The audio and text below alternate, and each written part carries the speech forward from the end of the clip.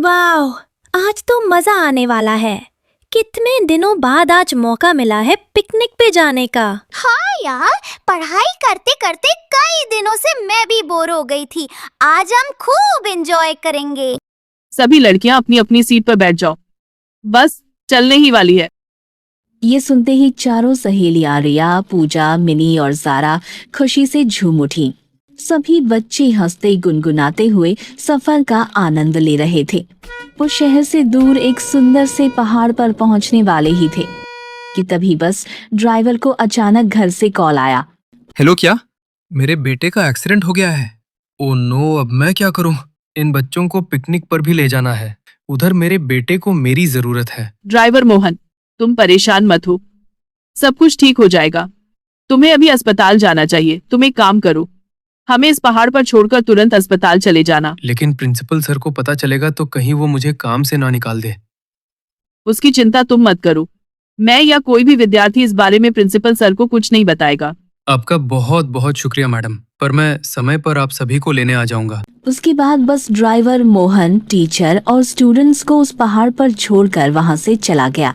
पहाड़ पर उतरते ही टीचर शांति सभी स्टूडेंट्स से बोली, सभी बच्चे मेरी बात ध्यान से सुनो, पहाड़ पर ज्यादा दूर मत जाना, सब साथ साथ ही रहना और मुझे बिना बताए कहीं मत जाना, ठीक है? तभी चारों सहेलियों का ग्रुप जो कि बहुत एक्साइटेड था, उनमें से पूजा बोली, वाह, कितनी सुंदर पहाड़ है।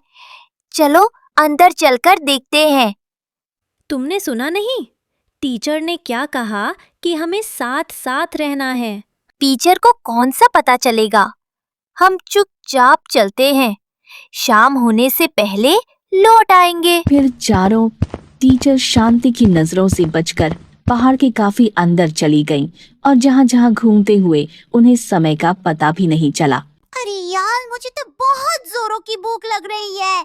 जल्दी के चक्कर में बैग में टिफिन डालना भूल गई। भूख तो मुझे भी लग रही है। चलो फिर वापस चलते हैं, वैसे भी शाम होने वाली है। अगर टीचर को पता चल गया कि हम उन्हें बिना बताए यहाँ आए हैं तो वो हम पर बहुत गुस्सा करेंगी और मैडम की डांट अलग से खाना। सही कहा यार रिया तुमने। अब हम क्या करें? हम वापस जाएंगे कैसे? हमें तो रास्ता भी नहीं मालूम। करना क्या है, टाइम पास करने के लिए कुछ गेम खेलते हैं। मैडम हमें ना पाकर ढूंढते ढूंढते खुद यहाँ आ जाएंगी। तुम टेंशन क्यों लेती हो? अरे मैडम जी से कह देंगे रास्ता भटक गई थी इसलिए इतनी दूर चले आए। तुम भी ना छोटी छोटी बातों को लेकर इतनी टेंशन में आ जाती हो। चलो अब गेम खेलते हैं। ये गेम खेलने के लिए परफेक्ट जगह है। मैं गेम खेलने का सामान भी लाई हूँ। गेम है पूजा? अब बता भी, यह सस्पेंस बना कर रखेगी। ऐसा कौन सा गेम है जिसे खेलकर बहुत मजा आने वाला है? जल्दी बता।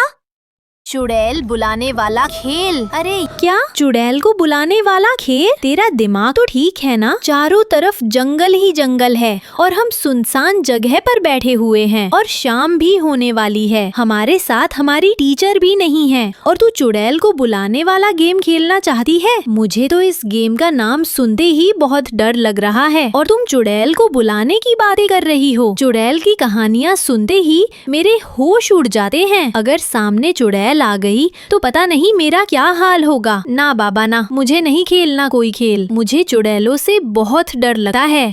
यार रिया, कुछ नहीं होगा, हम सब है ना। ये तो सिर्फ खेल है। चलो एक बार खेल कर देखते हैं। अगर चुड़ैल हमारी गुलाम बन जाएगी तो डरने वाली तो कोई बात ही नहीं है। रिया प्लीज। आखिरकार रिया को उन तीनों की बात माननी ही पड़ी। उसके बाद पूजा ने अपने बैग से व्हाइट बोर्ड निकाला और उस पर यस और नो लिखकर 2 पेंसिल रखकर 4 मोमबत्तियां जलाईं और सब वैसा ही करती हैं जैसा कि पूजा उनसे करने को कहती है। फिर चारों सहेलियों ने अपनी अपनी आंखें बंद कर एक दूसरे का हाथ पकड़ लिया।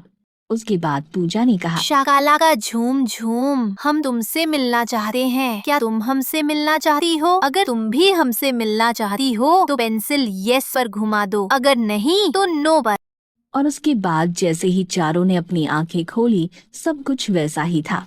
चारों मोमबत्तियां जल रही थी और दोनों पेंसिल अपनी जगह पर थीं। ये देखकर चारों ने फिर से दोबारा कोशिश की इस बार जब चारों ने अपनी आंखें खोली तो देखा एक पेंसिल यस पर थी। ये देखकर पूजा के चेहरे पर मुस्कान आ गई। यहाँ चुड़ैल है, देखो पेंसिल यस पर है और वो हमसे मिलना चाहती है। पूजा ने इतना कहा ही था कि तभी उन्हें पायल की छन छन की आवाज सुनाई दी। उन चारों ने यहाँ वहाँ देखा लेकिन उन्हें कोई दिखाई नहीं दिया। तभी मिनी को महसूस हुआ जैसे किसी ने उसके कंधे पर हाथ रखा है। मिनी ने जैसे ही पीछे मुड़कर देखा तो उसके पीछे एक काला साया खड़ा था जिसकी आंखें लाल लाल चमक रही थी। रिया ऐसा कह ही रही थी कि तभी तेज तेज हवाएं चलने लगी और जलती हुई मोमबत्तियां भी बुझ गई। डरावनी डरावनी आवाजें आने लगीं। यह देखकर चारों सहेलियां बुरी तरह डर गईं और वहां से पागलों की तरह भागने लगीं।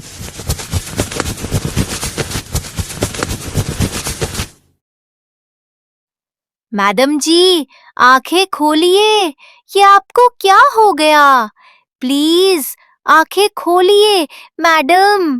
अरे, पायल की आवाज तो फिर से सुनाई दे रही है। लगता है वो यहीं कहीं है। भागो यहाँ से। चारों सहेलियां पागलों की तरह दौड़ने लगीं। कुछ दूर भागते भागते चारों थककर एक पेड़ के नीचे बैठ गईं।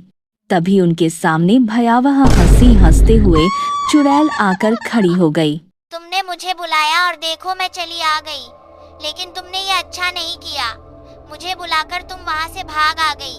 मेहमानों को बुलाकर भला कोई भागता है? मैंने काफी समय से कुछ नहीं खाया है। मुझे बहुत भूख लगी है और बड़े जोरों की प्यास भी लगी है।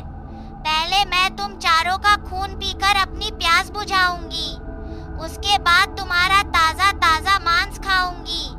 बहुत समय बाद मुझे पेट भरकर खाना मिलेगा। आज तो नाश्ता, लंच और डिनर सब कुछ एक साथ करने को मिलेगा। ऐसा कहकर चुड़ैल ने पूजा और मिनी को गर्दन से पकड़कर हवा में लटका दिया।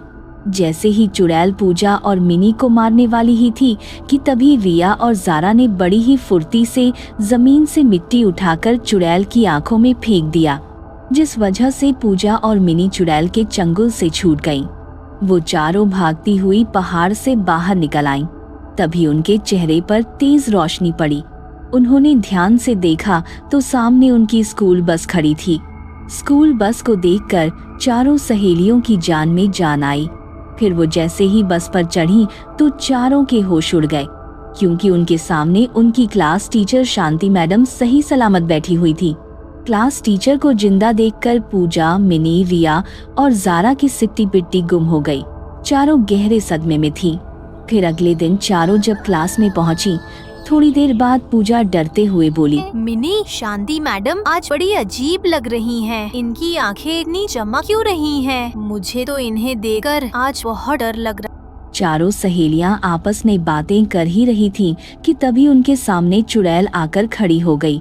चुड़ैल को देखकर चारों बुरी तरह डर गई, लेकिन क्लास में बैठे बाकी बच्चों को चुड़ैल दिखाई नहीं दी।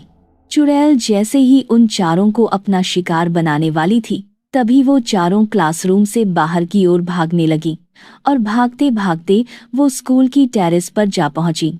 उसके बाद जब उन चारों की आंखें खुली, उन चारों ने अपने आप को अस्पताल में पाया। उनके पैर टूट चुके थे, उनकी आवाज जा चुकी थी। वो चारों अपने किए पर बहुत पछता रहे हैं और उस हादसे को कभी भुला नहीं पाती।